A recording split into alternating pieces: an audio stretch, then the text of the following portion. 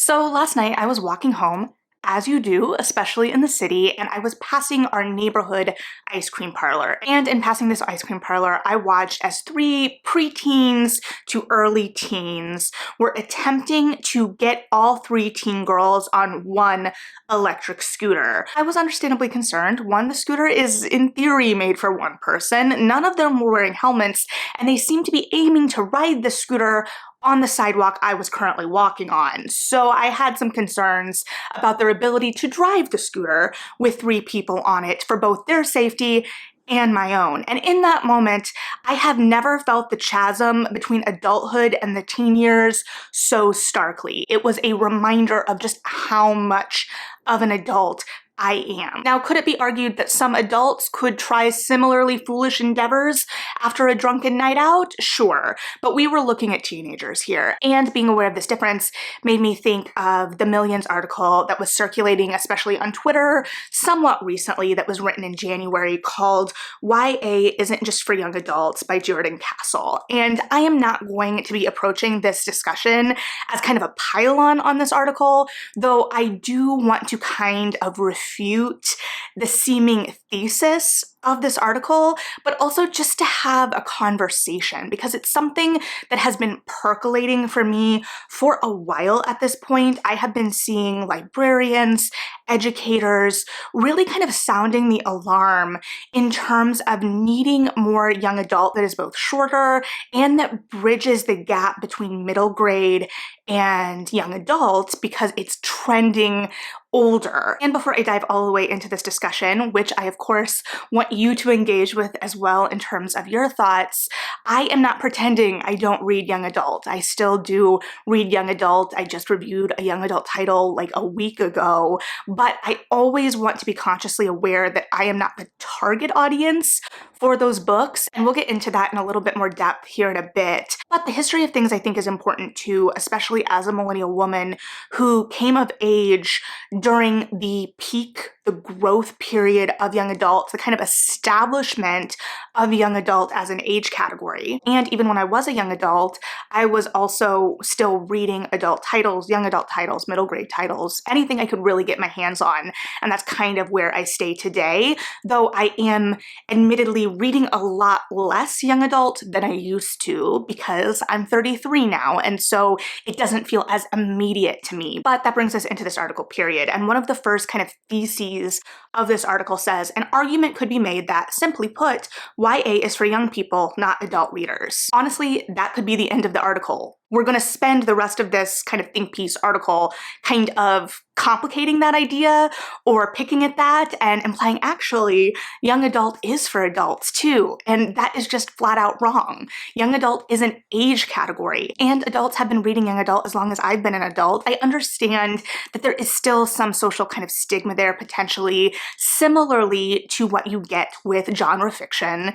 And there is some pushback, and it kind of picks at the idea of like the judgment from people who read more capital L literature. But I think that this article is trying to fight with a lot of really outdated takes. No one is implying that adults can't read young adult in this day and age, to my view of the current discourse. In fact, quite the opposite, because it could be argued that adults are now the target audience of young adult and the main consumers of young adult in a way that again is feeding into this cycle of there not being books for the younger ages of young adult readers, shorter YA books, and there is the possibility of losing readers during this developmental gap between middle grade and young adult. Where are the things like The Princess Diaries or Angus Thongs and Full Frontal Snogging? Things that are light and quirky and fun and explore the real awkwardness of the early teen years and that exploratory kind of coming and understanding yourself period with heart and humor in the tone and the voice of preteens and teens of the age. And we could kind of widen the lens out in some ways too, right? Because we've also been having this very big discussion more generally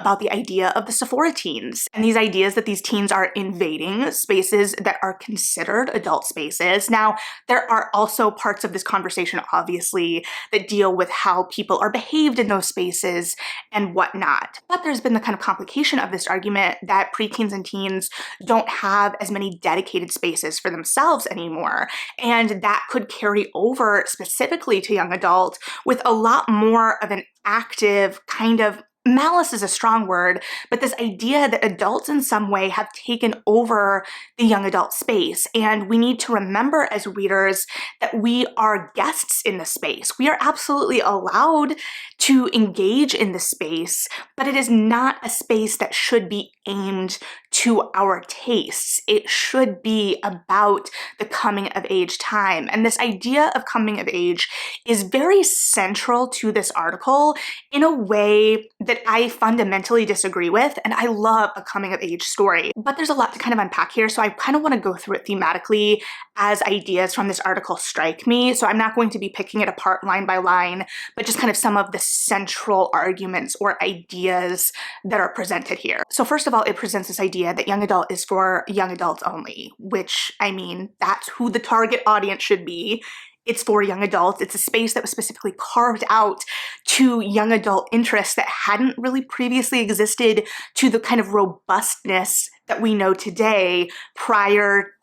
I'm not going to give exact dates, but we saw the real renaissance of it when I was a young adult. Absolutely. But the article specifically calls out, and the majority of those buyers are between 30 and 44 years old.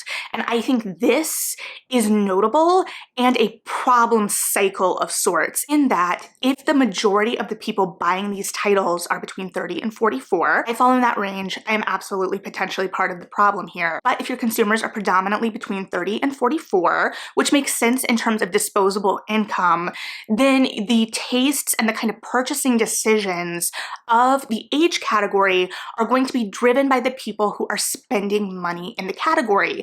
And I don't trust publishers based on some of our earlier discussions about some of the decisions that don't seem to make sense. They are probably looking at the kind of blanket numbers. They're looking at what's selling, what is hot, and they're not considering what may be contributing to those numbers, i.e. the price of young adult.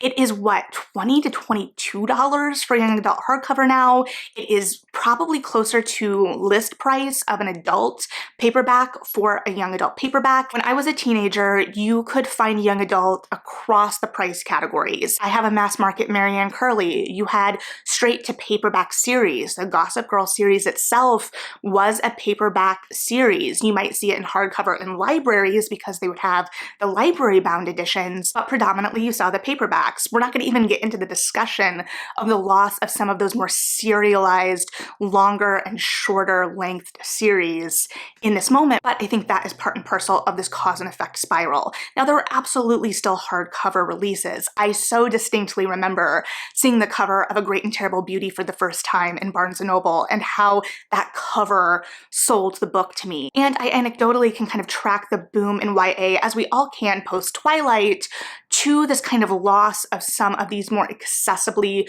priced young adult titles because the publishers started to see the potential there in terms of sales. And this is also where you started to see adults enter the space more, which great. These are accessible, fun stories, which we will touch back on that idea of accessible because it is brought up very specifically in this article as well. But now you have adults that are primarily buying a certain type of young adult that is making those sales numbers higher, which makes it more likely for the publishers to purchase things similar to that. Another part of this whole ecosystem that is touched on in this article is the whole social media landscape. And I think that's really important because obviously titles take off on social media. I am definitely a part of this problem, right? I am here talking to you about books every week on social media, but you know who isn't technically supposed to have as active a social media preference as adults? Teenagers. And so adults are going to be talking about these books, but it's not going to have the teen perspective, and the discovery there is going to be a little different. I talked in a recent video, I don't even remember when, about the idea of virality when I was a teen without social media and the social media landscape looking like what it does today, and this idea of passing books around the class, that word of mouth, and how a book could go viral in my class, but I had no sense of whether it was as popular more widely. So let me know if you ever read Blue is for Nightmares in high school, which is another piece. I know I said I was going to go through this point by point, but these all kind of bleed into each other and are points that are talked about in this article or touched on. And in addition to this idea of social media, that social media reach, it also talks about the idea of nostalgia, and nostalgia being popular and the kind of comfort of going back to favorite reads from this time. However, I would argue that adults shouldn't be feeling nostalgia in young adult titles unless they are reading the young adult titles from their youth. However, that's not necessarily the case, and it's something that I've been very aware of as a reader because one, I am very conscious that I am not in the teen ecosystem. I am not in education, I'm not a librarian, I'm not around teens regularly, I'm not a parent. I am very respectful of the teen spaces in the library, in that while I read young adult, I am more likely to put it on hold because I want to respect those teen spaces. I remember how important it was to me as a teen to feel like I had spaces that felt like they belonged to me and my peers, and I just really respect the libraries for offering those spaces to teens, and so I want those to be places for teens, not for me. And so I'm aware I don't have my finger on the pulse of the current conversations of teens today, and that's something I really struggle with sometimes in reviews because I can only approach things from my own perspective, and I don't know how they may be received by teens in the current landscape. But at the same time, I have been very interested because while I have not been reading as much in contemporary, because I am not a contemporary teen today, the books I am reading, some of them now are starting to flirt with the idea of like influencers in these books, or someone being a TikToker, or this, that, and the other, but it doesn't feel like we've fully given in to exploring those realms or experimenting with form for teens today in a way that I felt like the landscape really allowed for when I was a teen, going back to even like Gossip Girl. Now, the caveat here is that Gossip Girl was my first one-star read, and while I enjoyed the show when it came out, and I used to talk about the most recent episode while working on poetry worksheets in 11th grade AP English, I really didn't like the books. However, the books played with this idea of gossip blogs. The Princess Diaries played with the kind of journal entries and being really inside the head of Mia Thermopolis. Moving even out of my teen years, you have books like Geek Girl that explored kind of like model culture coming off of the height of America's Next Top Model. So really feeling clued into the zeitgeist and what kind of realms teens would have imagined themselves in or fantasized about being in, and still feeling very grounded in the kind of realities of the teen years and that emotional tempestuousness and landscape. And this gets into this idea of coming of age. And before we dive full force into that, I do want to talk about this idea of perspective, because Castle does touch on this idea of there being adult books about teens that are very distinctly adult titles, and it coming down in some ways to how the text approaches the kind of thematic explorations, what approach it's taking to the point of view. And I think one of the ways this was most insightfully distilled for me was by Kelly Barnhill at a discussion years ago, and unfortunately I have lost the note I took at that discussion. I swear it was on my phone, but I have gone up and down my notes app and I cannot find heads or tail of it. So that is only important in that I don't have the adult piece of this puzzle, or I don't remember the adult piece of this puzzle. So if you have heard Kelly Barnhill speak on this and remember the adult piece, please let me know, because it has haunted me for years. But she discusses the kind of differences in approach from middle grade to young adult to adult titles, because she writes across the gamut and her middle grade novels are just fabulous. I mean, she has won awards. Another little caveat or aside here, no one is going into a middle grade space and saying, actually, middle grade is for adults though. You know what I mean? So anyway, Barnhill talks about how middle grade is about discovering the world. Young adult is about discovering how you fit in the world. Adult books are about some other insightful thing I can't remember, but it really opened up this concept for me because it's something that had always been percolating in my mind, and she was able to distill it so insightfully, and it just, I wish I had the full note. But one of the main ideas of this article, to the point where it is the last paragraph that I want to read to you because it goes back to this idea of coming of age. And I do want to credit, I believe, Jen Prokop from the Fated Mates podcast, who is an educator, refuted this angle of the take as well. But this paragraph says, if the adult literary landscape doesn't make room in the conversation for the ever-growing adult audience of YA readers, we run the risk of excluding the communities many of us hope to cultivate in adulthood when we were young. YA reflects us back to ourselves, embodying a basic truth. We're always coming of age at every age. And while I said I wasn't going to just kind of like nitpick this article or dig deeply into it, I really want to unpack this last paragraph because I think it is the distilling of the thing, right? It's the last paragraph. And I think it is so fundamentally misguided. And I think it shows its hand a little bit. I mean, I hope so. It's the last effort to get your idea across, right? But I disagree with what it's showing. So let's dive into it. First of all, this idea of the adult literary landscape making room for adult YA readers.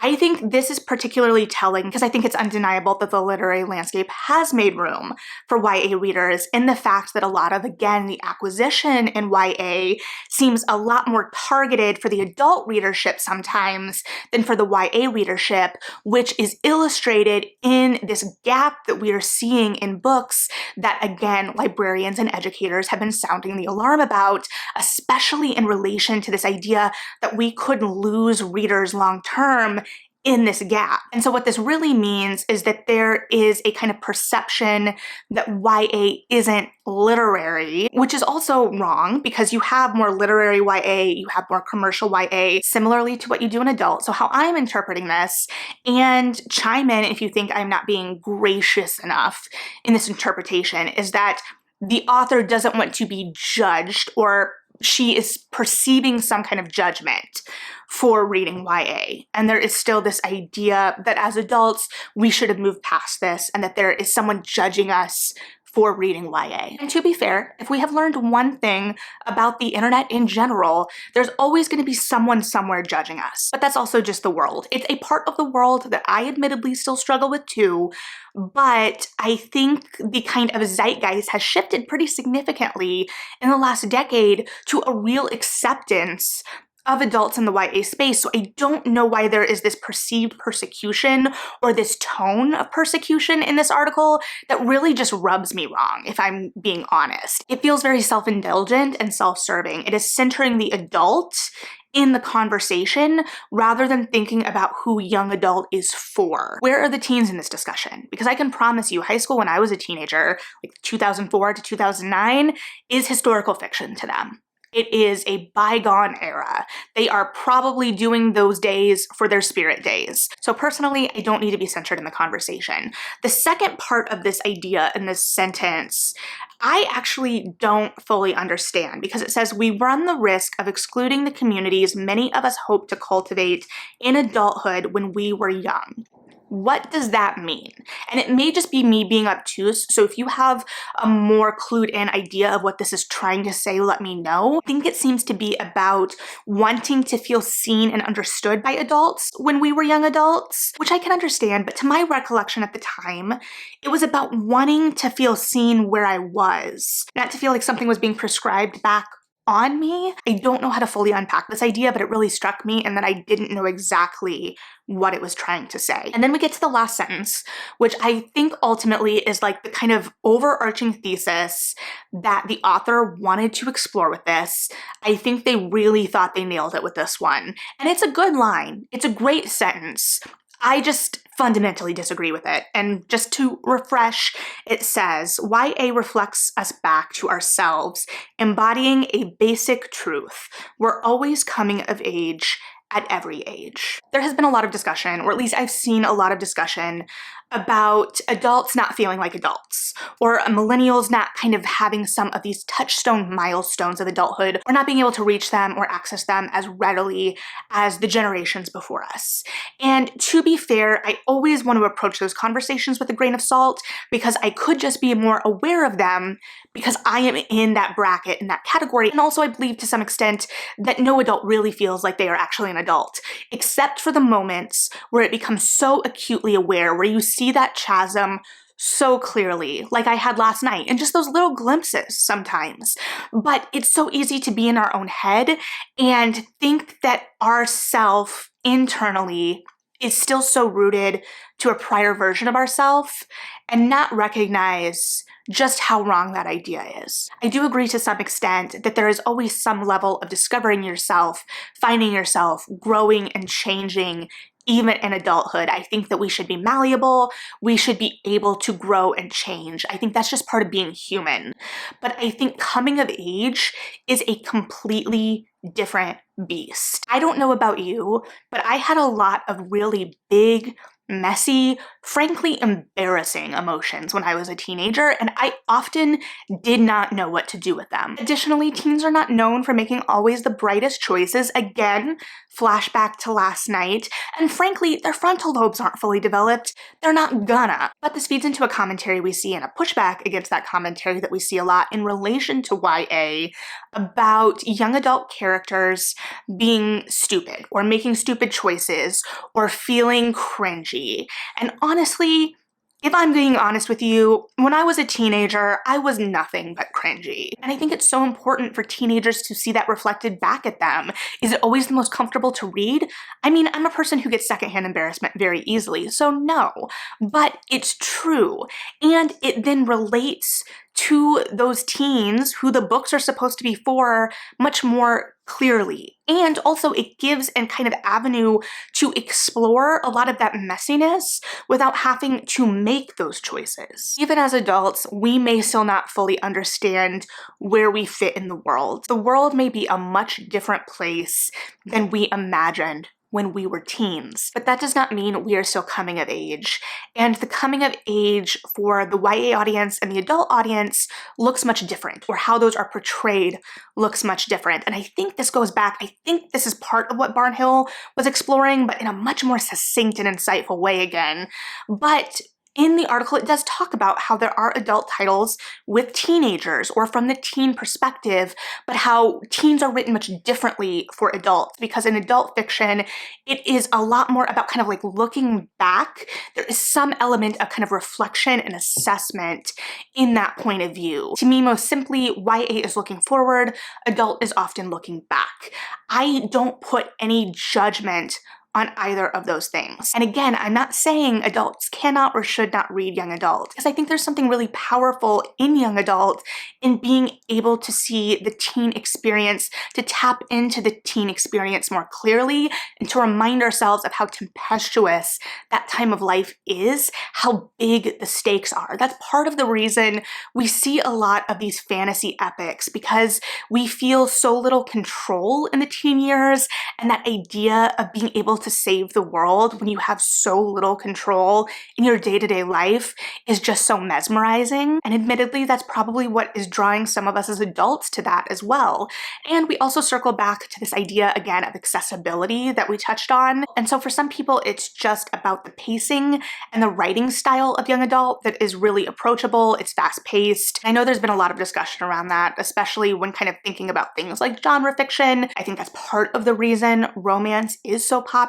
It is accessible in that way. Cozy mysteries are another really accessible genre in terms of the writing style and the kind of beats that are familiar and comforting. You know I'm a romance reader, so again, that is not a judgment either. But I think we have seen a lot of discussion about the idea of introducing a new adult category, and I feel like we've seen a kind of revitalization of this discussion, especially with the rise of romantasy, which is this kind of bridge between like young adult fantasy, or the idea that adult fantasy doesn't have as many romantic elements. We could of course get into a full discussion about how the romantic elements are executed in romantasy, but I am not well read enough yet in that subgenre. And if I'm going to be honest and frank, I didn't really used to care about the idea of a new adult category. I honestly don't know where I still fall on it, because I believe in the demand for more adult titles written similarly in terms of voice, pacing, tone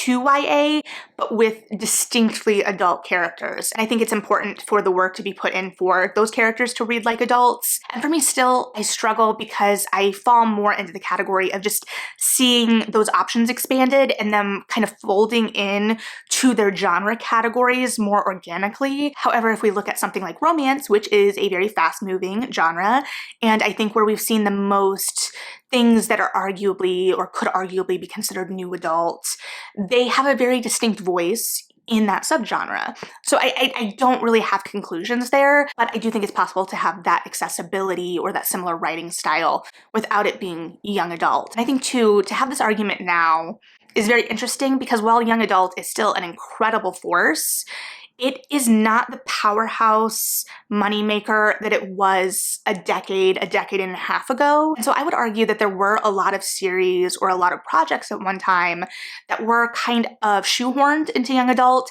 that maybe had been envisioned for adult. And so that is where we get some of this bleeding, because young adult was such a force. And it is still a force, but it's also much more saturated. So there's a lot of shifting going on right now, partially caused by the whole boom, because now we've lost some of these parts of YA that were so central to the category and central to young readers. And I think it's so important. And I think ultimately what bothers me about the framing of this article is that it centers adults in a young adult space. It's like, oh, I'm just a poor adult who should be welcome in this space. You should make space for me in this place, when again, we are guests in the space. Also quickly, I would be remiss if I didn't mention the current state of book banning in this country and the significant targeting of young adult and young adult narratives.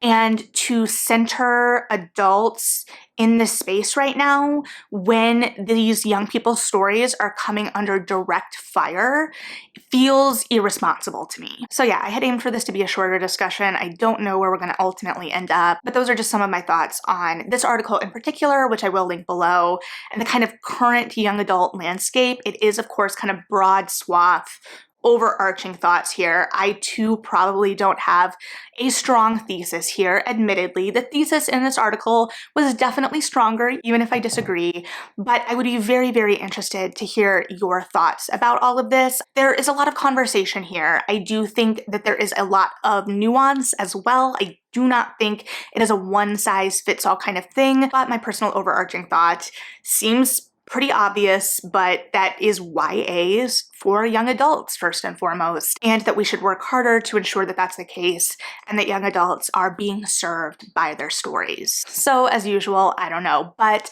let me know what you were thinking. Thank you as always for hanging out and listening to my thoughts. It means a lot that you care what I have to say about any of this. Go ahead and like and subscribe if you feel like it. It's much appreciated, but never expected. Most importantly, as always, read something good. If it's a young adult, hey, that's okay. And yeah, bye.